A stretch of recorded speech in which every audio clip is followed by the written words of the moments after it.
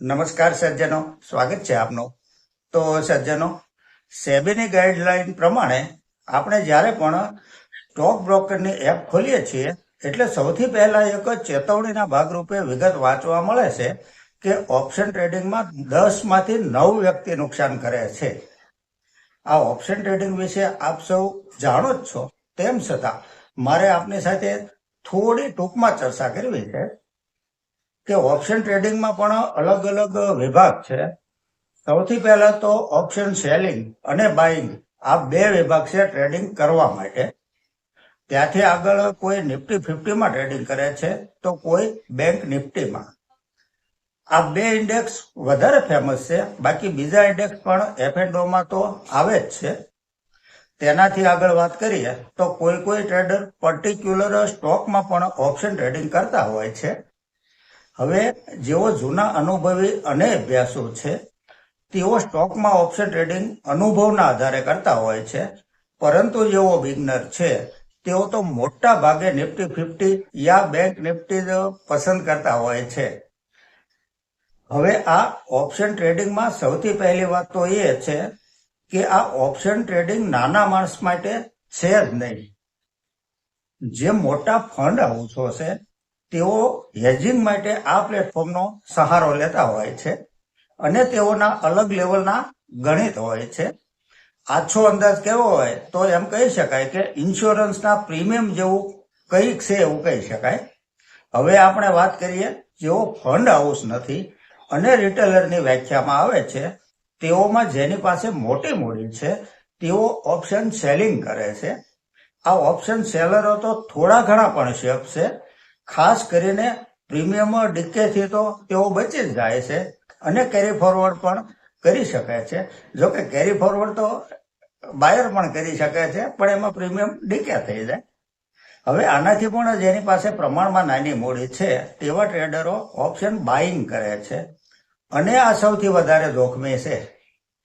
એક જાતનું અંધારામાં તીર મારવાનું છે અને આ ટ્રેડિંગમાં સેબીની ગાઈડલાઈન પરફેક્ટ લાગુ પડે છે. તેનાથી વાત આગળ કરીએ તો સ્ટોક માર્કેટમાં જો નુકસાન ન થાય ને તો પણ નફો જ છે, કારણ કે માત્ર માર્કેટમાં ટકી જવાથી અને મૂડી ટકાવી રાખવાથી પણ પ્રોફિટ બાય પ્રોડક્ટના રૂપમાં આવશે. આ ચર્ચાને અહીંયા વિરામ આપી આપણે ફંડામેન્ટલની ચર્ચામાં આગળ વધીએ. ફરી કોઈ વાર આ F&Oની ચર્ચા આપણે વિગતે કરીશું. દોસ્તો, અહીં કંપની તથા ફંડામેન્ટલના વીતેલા ઇતિહાસની ચર્ચા માત્ર અભ્યાસના હેતુથી કરીએ છીએ, જેને ખરીદ વેચાણની ભલામણ નહીં સમજવા આપ સૌને એક વિનંતી કરું છું. આજની ચર્ચાની સૌથી પહેલી કંપની છે Madhav infra projects limited. Infrastructure project તથા સોલાર ઉર્જા ઉત્પાદનમાં કામ કરતી આ કંપનીનું ફંડામેન્ટલ જોઈએ તો જે સેલ્સ માર્ચ 24 ક્વાર્ટરમાં 151 કરોડ હતું તે વધીને 308 કરોડ થયો છે. નેટ પ્રોફિટ 1 કરોડથી વધી 13 કરોડ થયો છે. છેલ્લા 3 વર્ષનો કમ્પાઉન્ડિંગ પ્રોફિટ ગ્રોથ 61% છે. સેલ્સ ગ્રોથ CAGR 3 વર્ષનો 10% છે. સ્ટોક પ્રાઇસ CAGR 3 વર્ષનો 50% છે. બેલેન્સ શીટ જોઈએ તો બોરોવિંગ 160 કરોડ છે.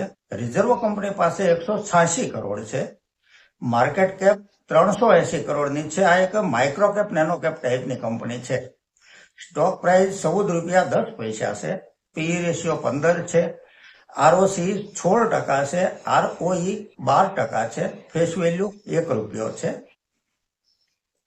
શેર હોલ્ડિંગ પેટર્ન જોઈએ તો પ્રમોટર હોલ્ડિંગ 68.81% છે. પબ્લિકનું હોલ્ડિંગ 31.18% છે. આ એક પ્રોફિટેબલ કંપની છે.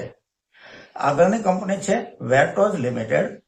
કંપની ઘરેલું તથા વિદેશી ગ્રાહકોને પ્રોગ્રામેટિક ઓનલાઈન વિજ્ઞાપન સેવા પ્રદાન કરે છે.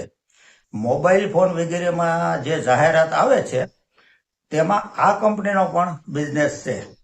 ફંડામેન્ટલને જો આંકડામાં સમજીએ તો જે સેલ્સ માર્ચ 24 ક્વાર્ટરમાં 45 કરોડ 66 લાખ હતું તે વધીને 65 કરોડ 18 લાખ થયું છે. નેટ પ્રોફિટ 4 કરોડ 69 લાખ હતો તે ત્યાંથી વધી 6 કરોડ 1 લાખ થયો છે.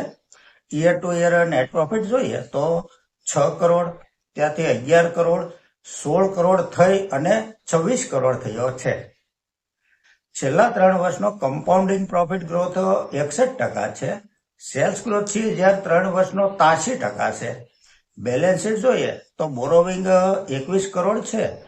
રિઝર્વ કંપની પાસે 105 કરોડ છે. માર્કેટ કેપ 812 કરોડની છે. આ એક માઇક્રો કેપ કંપની છે. સ્ટોક પ્રાઇસ ₹9.53 છે. પી રેશિયો 31 છે. આરઓસી 15% છે. આરઓઈ 14% છે. ફેસ વેલ્યુ ₹1 છે. શેર હોલ્ડિંગ પેટર્ન જોઈએ તો પ્રમોટર હોલ્ડિંગ 66.74% છે. એફઆઈઆઈ 2.95% છે. પબ્લિકનું હોલ્ડિંગ 32.31% છે. આ એક પ્રોફિટેબલ કંપની છે. તો સજ્જનો, આ સાથે આજની આ ચર્ચા પૂરી કરીએ છીએ. જો આપને ચર્ચા પસંદ આવી હોય તો લાઈક અને સબસ્ક્રાઇબ કરવા વિનંતી કરું છું. નમસ્કાર.